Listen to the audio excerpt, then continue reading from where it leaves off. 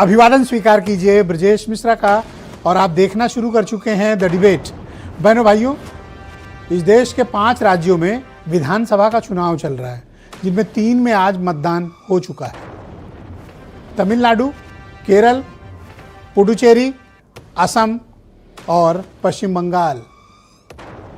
देश के इन 5 राज्यों के विधानसभा चुनाव में बहुतों की बहुत कुछ स्टेक पर है।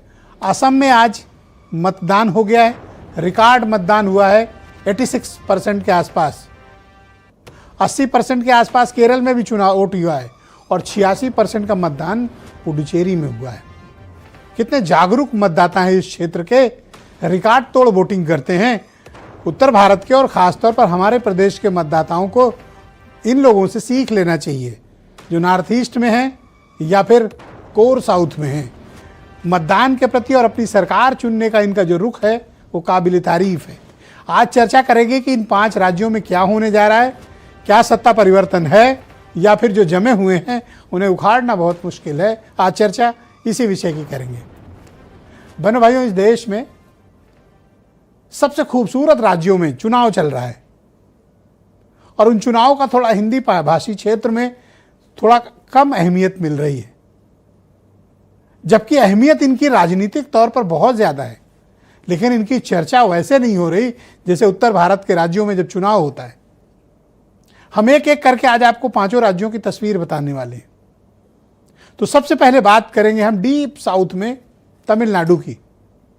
73 साल के एम.के. स्टालिन अपना दूसरा कार्यकाल के लिए जनता के बीच मुखातिब है और उनके सामने है अन्ना द्रमुक ईपीएस और राजनीतिक तौर पर सनसनी और सिनेमा के सुपरस्टार, तमिल सुपरस्टार विजय उनके सामने है।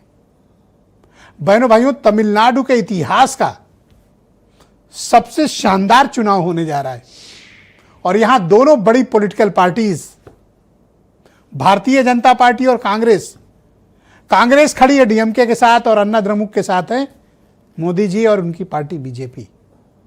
यहां ताकत में यही दोनों हैं, लेकिन विजय सबकी राह का रोड़ा बन गए और खास तौर पर 73 साल के एम.के. स्टालिन के। स्टालिन भले ही विरासत के जरिए राजनीति में आए हों, लेकिन जो द्रविड़ मॉडल उन्होंने लागू किया है पूरे तमिलनाडु के भीतर और डायरेक्ट बेनिफिशियरी स्कीम्स चलाई हैं, डीएमके की लोकप्रियता आसमान पे रही है। कैसा भी माहौल रहा हो, लेकिन डीएमके ने तमिलनाडु के भीतर अपनी ताकत दिखाई है। लेकिन अब उनकी राह में ये 2 बड़ी पार्टियां रोड़ा बनी हुई हैं। आसान नहीं है इस बार उनके लिए विधानसभा के चुनाव में दूसरे कार्यकाल तक पहुंचना। जनता जो भी चाहे पसंद करेगी, लेकिन माहौल पहले जैसा नहीं है। मुकाबला बड़ा कठिन है तमिलनाडु में। लेकिन तमिलनाडु में जो डीप वहां के रीजनल फीलिंग है, तमिल प्राइड है और उस प्राइड में जो ओबीसी और शेड्यूल्ड कास्ट का हिस्सा है, वो नो डाउट कि उसमें बहुत बड़ा vote base, line share DMK और स्टालिन के पास है। नेतृत्व भी है उनके पास, विजन भी है और 5 साल का कार्यकाल भी। अब आइए केरल। 83 साल के पिनराई विजयन अपने तीसरे कार्यकाल के लिए जनता के बीच मुखातिब है और उनका मुकाबला है यूडीएफ वालों से, एलडीएफ वालों से। वहां भी दोनों राष्ट्रीय पार्टियां, बीजेपी और कांग्रेस, अलाइंड हैं एक दूसरे के साथ, मतलब अलग अलग अलायंस का हिस्सा हैं। बहनों भाइयों, वहां पर यूडीएफ और एलडीएफ का सीधा मुकाबला है और वामपंथ का अंतिम किले का नाम है केरलम।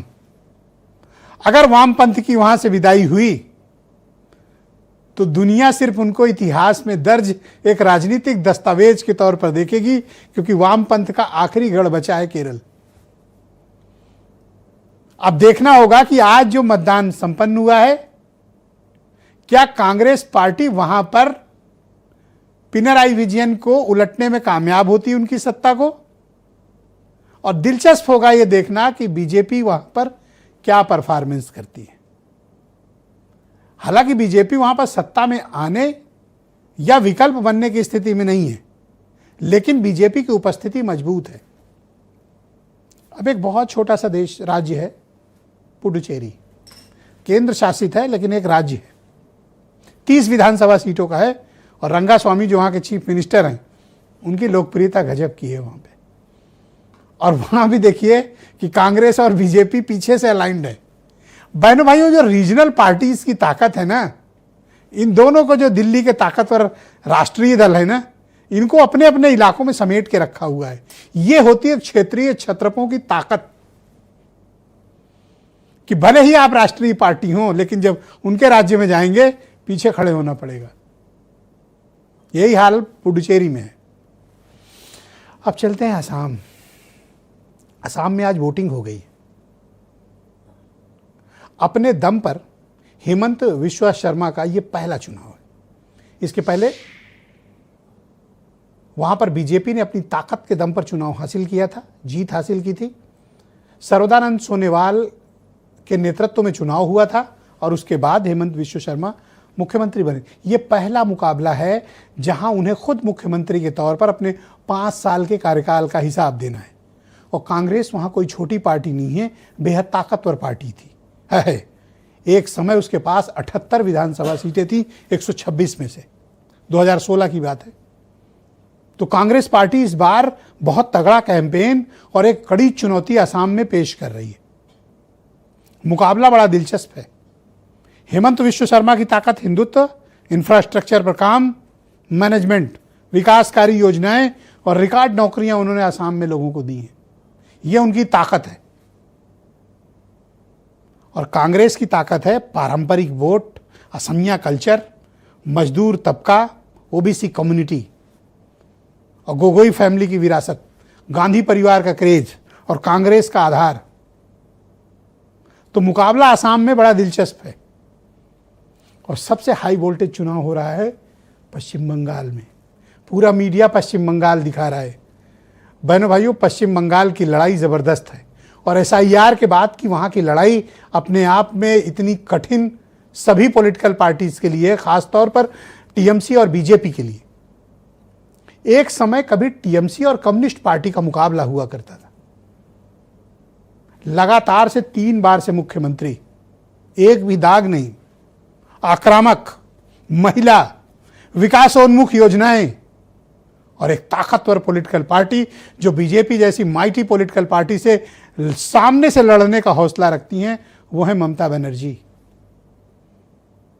उनकी पार्टी का मुकाबला है बीजेपी से, लेकिन दोनों के वोट शेयर में ज्यादा अंतर नहीं है। और अगर इस अंतर को एसआईआर ने पाट दिया तो पश्चिम बंगाल में खेला हो वो। लेकिन बहनों भाइयों, ममता बनर्जी को हराना आसान नहीं है। नामुमकिन शब्द तो मैं इस्तेमाल नहीं करूंगा, लेकिन बेहद मुश्किल है उनको हराना। जनता पर उनकी पकड़, विकासकारी कार्यक्रम, सीधे जनता से संवाद, फाइटिंग स्किल और सबसे बड़ी बात है बांग्ला प्राइड। उन्होंने जो नारा दिया कि बंगाल पर जितना हमला होगा बंगाल जीत कर निकलेगा, उन्होंने बीजेपी को आउटसाइडर और खुद को बांग्ला प्राइड के तौर पर पेश किया है। दलित वोट, पिछड़ा वोट, भद्रलोक और मुसलमानों का उनको जबरदस्त समर्थन हासिल है। बीजेपी वहां हिंदुत्व की धार पर खड़ी है और मैनेजमेंट पर खड़ी हुई है।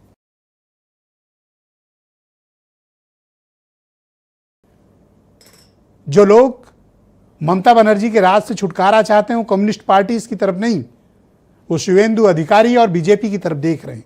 वो एक विकल्प बनकर उभरे हैं। 10% वोट शेयर वाली पार्टी लास्ट असेंबली इलेक्शन में 38% वोट शेयर लेकर आई, 28% का जंप बीजेपी को मिला। तो कोई बात तो होगी कि बीजेपी बंगाल में बढ़ रही है। तो इनमें सिर्फ एक नेता है जो विरासत से आए हैं, लेकिन उन्होंने अपनी योग्यता को साबित किया, स्टालिन। बाकी ये 3 जो आप चित्र मेरे पीछे देख रहे हैं, ये अपनी राजनीति, अपने कार्यक्रम, विकासोन्मुख योजनाएं, अपनी फाइटिंग स्किल, जनता के लिए लड़ने और विकास के नाम पर राजनीति में आए। कोई 3 बार, कोई 4थी बार के कार्यकाल के लिए जनता के बीच में है। बहनों भाइयों, इसलिए ये चुनाव बेहद दिलचस्प है।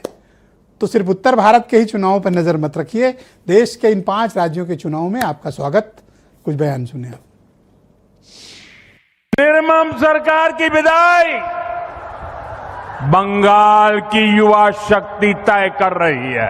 यहां के नौजवानों को जितनी लाठियां पड़ी, जितने आंसू बहाने पड़े हैं, 23 अप्रैल को और 29 अप्रैल को इसका जवाब मिलेगा।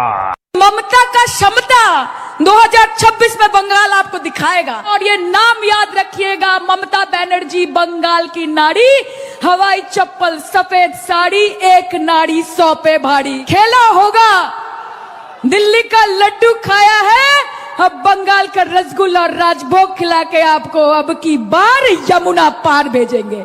जो चीफ मिनिस्टर हैं आपके,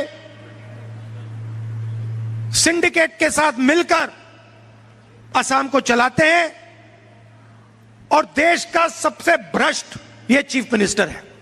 जैसे ही हमारी यहां पे सरकार आएगी ना, हेमंत शर्मा के खिलाफ कार्रवाई होगी, इसके मुंह से एक शब्द नहीं निकलेगा, हाथ जोड़ के सामने आ जाएगा। ये विधायक जितने से भी सरकार तो नहीं बनेगा, वो राहुल गांधी का आमने सामने रहेगा, लेकिन वो चुनाव जीतने का कोई संभावना नहीं है। आपका स्कोर कितना होगा? 90 से 100।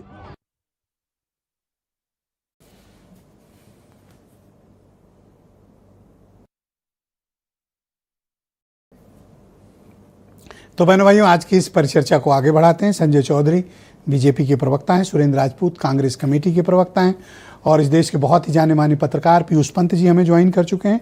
ओम प्रकाश अस्क जी हमारे साथ कोलकाता से जुड़े हुए हैं और बहुत ही दिग्गज जाने माने पत्रकार विनोद अग्निहोत्री जी हमें थोड़ी देर में ज्वाइन करेंगे और वीरेंद्र जी हमारे स्टेट हेड, आप सभी का नेशनल हेड, आप सभी का स्वागत और धन्यवाद इस कार्यक्रम में। तो भाई संजय चौधरी जी, आपकी इज्जत तो ज्यादा